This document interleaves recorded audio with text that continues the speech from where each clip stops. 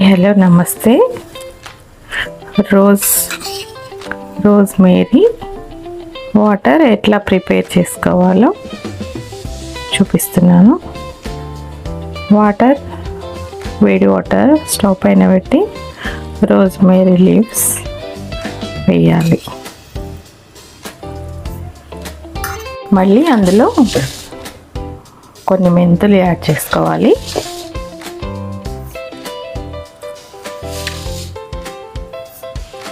దాన్ని మంచిగా బాయిల్ చేసుకోవాలి. వాటర్ని మరిగే వరకు ఉంచాలి.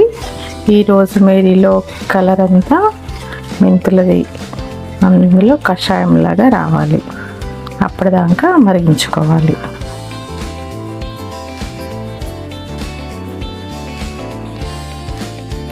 ఫైనల్గా రోజ్మేరీ వాటర్ ప్రిజర్వ్ అయ్యాయి బాటిల్లో.